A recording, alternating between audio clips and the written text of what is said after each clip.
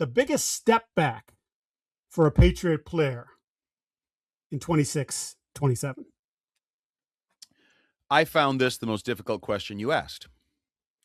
Not because I'm optimistic, because as I scrolled through the roster, I was like, oh, that could be one. Oh, that could be one. Oh, that could be one. That could be one. That could be one. All the way down the roster, I think it is easy to envision almost. I mean, that's how good this team was a year ago. That's how well things fell into place. That I think it's easy to find guys for a step back because there were so many good stories, overachievers, and whether that's Milton Williams coming in and living up to his contract and his hype. And he did, yeah. Right. TreVeyon Henderson coming in and becoming, for a period of time, one of the guys carrying your team, making plays, like right on through. There's a lot of guys, and that doesn't mean they'll suck. Right. Right? Like a lot of guys played well. Like Drake May is the perfect example. We started with him. He can take a step back this year, maybe take a couple step backs and still be a good quarterback, but it won't. He was the runner-up. Could have been the MVP a year ago, so you can be a good quarterback, be like a top 12 quarterback, and not be an MVP candidate. So I think there are really a lot of guys. I think the one guy, and I think I'm going to take some heat for this, I think it's TreVeyon Henderson. I don't know that you can expect to hit all the big plays that he hit. And there were times I didn't love his running style, his vision. And then if you marry that up with if the offensive line is a little different, I think the offensive line's really interesting because I think there's upside and downside. Yes. Like you could tell me that the offensive line is really good. Will Campbell's healthy, settles in, he's your left tackle. Oh, my God, Elijah Vera Tucker, he's healthy, he's out there, he's a presence, he's killing people. You got a young center who's now in the position he's supposed to be. He's the man, athletic in the middle. Onwenu looks like the man you're paying, and Morgan Moses stays healthy. And then, like, the flip side of that is Morgan Moses gets hurt. Mike Onwenu is fat, and you're regretting keeping him around for another year. Elijah Vera Tucker's on IR. Will Campbell, you're wondering, do I replace Vera Tucker with him at left? And why did we give up on a veteran center who everybody loved to force our young guy in? You know what I mean? Like, yeah, that's a position with a lot of storylines. And if that goes a little sideways, obviously there's a domino effect to the backfield. And so is TreVeyon Henderson on pace to be Jahmyr Gibbs and like be a complimentary who eventually takes over as one of the most exciting backs, offensive weapons, or did he strike while the iron was hot and it worked out well because you needed it? And maybe so my candidate to take a step back is TreVeyon Henderson. It's a good one because you wonder, you're talking about the style. And to me, it's the vision for him, that he was always in a hurry because he's so damn fast. Yep. And he wouldn't let the play develop properly, or he didn't see it develop and just ran into bodies. And instead of getting, there could have been 4 there, he got 1 or he got 0. He didn't feel like, and it's crazy to say because he had those, I think, 5 explosive runs, like on those plays, occasionally he did find or wiggle and break and go, boom. And like, then you have, oh, look, he did this thing, but it was the down to down consistency for him that I think is why Ramondre became the guy when they were probably hoping it was going to be TreVeyon. They probably were hoping by second half of the year, TreVeyon's going to be the guy and we're going to let him loose and he's going to get 18 touches a game and he's a home run hitter, but he's also going to pass protect and he's going to be the straight out of the backfield. And now you saw him through a full season and you're like, we can't trust him in pass pro. And I expect he'll get better because he was, as we talked about a million times last year, coming into the year, really good at it in college. I think he will improve in that regard. But can you improve your vision? Can you can you become more patient as a runner, or just because this is your skill set and how you've always done it, that maybe it's just hard to change that? I don't really know. I can't really recall a time, Andy, where I worried about a player's vision as a runner that was someone as highly drafted as this one and there's this much expected. So I don't know that I have any actual comparison to it. Because I'll tell you this, when Jahmyr Gibbs came in the league, I had people tell me going into that draft that he was better than Bijan Robinson. And Bijan Robinson was considered to be this, oh my goodness. And by the way, he is, oh my goodness. He's excellent. He's one of the best backs in the league. Jahmyr's been better. When Jahmyr came in as a rookie, Jahmyr had the vision. He not only had the explosive plays, but he had the vision, the patience, and the pick. And like, hey, he picked up 5 yards where he shouldn't have, or he followed that perfectly, and he found extra yards there. And TreVeyon didn't find extra yards last year. And I think that's why, a big reason why they were just like, you know what, Ramondre is going to get us what he gets. And then when there's contact, Ramondre is strong enough to bowl through that contact. I will say one thing I did notice during the spring is focusing maybe a bit more on isolating Henderson on linebackers on pass plays. And obviously there isn't a linebacker in the league that can run with him. So if he shows consistency in that regard and becomes a little bit better of a route runner, there's some opportunities there for big plays in the passing game, which would help him maybe not be on this list, Andy, but we'll see. Because I think they had plans for him in the pass game last year, and it didn't materialize. We saw more of that this spring, but when it matters, we'll see what it looks like, because that's always what it comes down to for me. So I went through this thing and I was like, I could do May, because they're going to play better teams, and I think he's still going to be awesome, but his stats might not look the same. And I'm kind of going around, and then I settled on someone, as you were talking about earlier, and it's Morgan Moses. He's 35 years old. He somehow managed to play a full season, including the playoff games, 4 of them last year. So 21 games out of Morgan Moses. To the Patriots' credit, they did a very good job of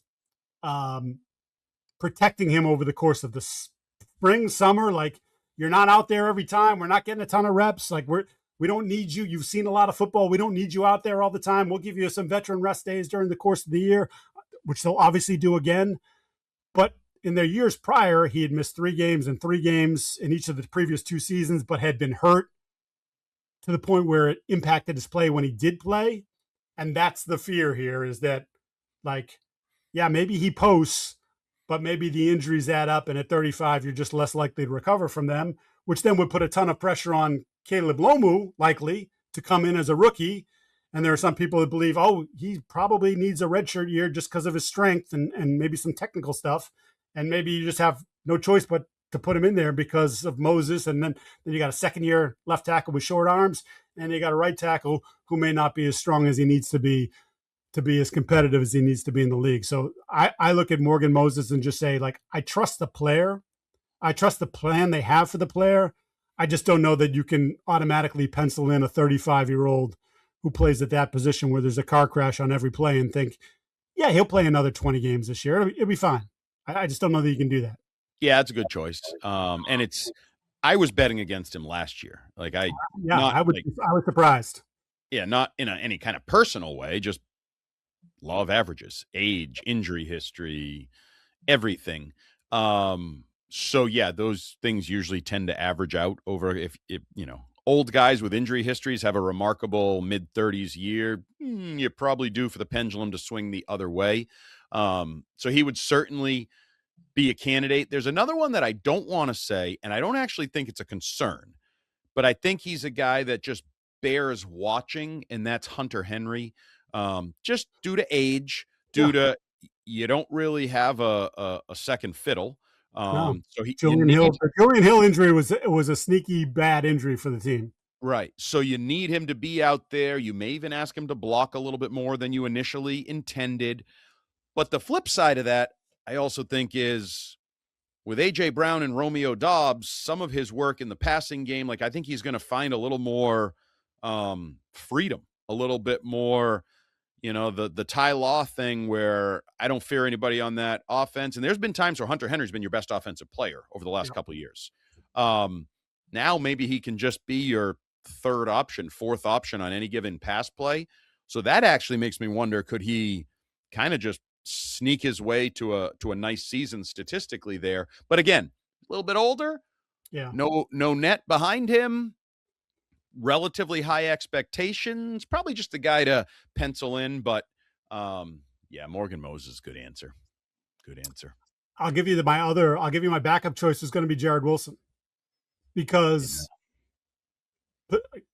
position switch, granted to his natural position, but it's not as if he started a ton of games at the University of Georgia.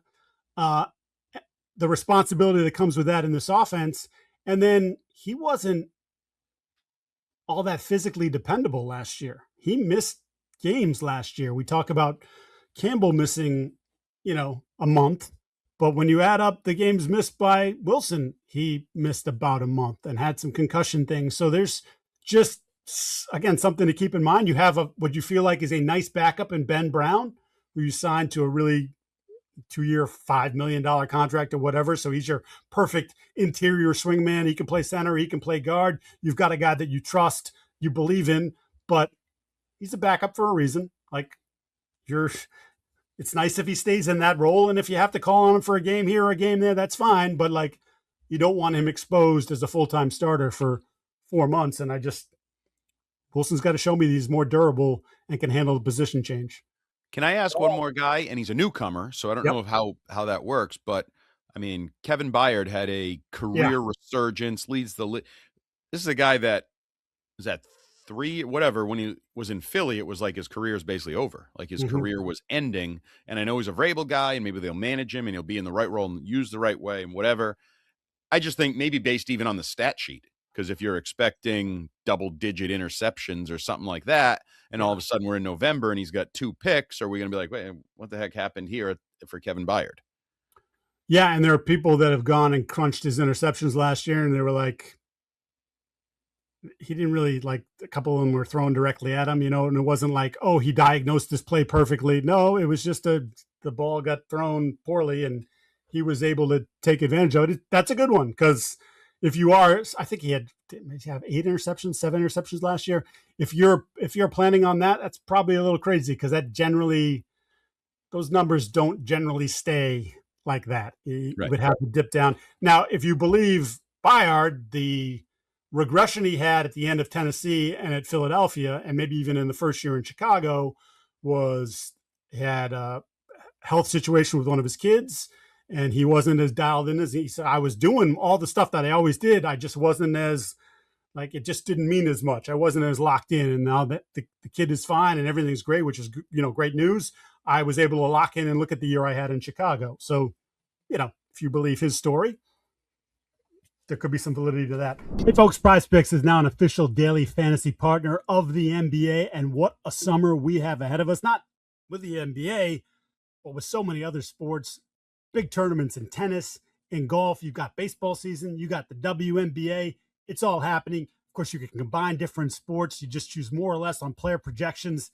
Fantastic. Involved with it all the time. And of course, you had the 2026 World Cup. The entire summer of soccer is on PrizePicks, all 48 countries, every matchup. And if you rep your side during the tournament on PrizePicks, you could win a trip to the final in New York. It's the biggest tournament ever. It's been an awesome tournament, which means there's more opportunities to cash in while you root for your favorite national sides and global soccer stars. Download the app today for PrizePicks. Use the code CLNS to get $50 instantly in lineups when you play your first $5 lineup. Download the app today. Use the code CLNS to get $50 in lineups when you play your first $5 lineups all summer long on PrizePicks, America's #1 sports pick app.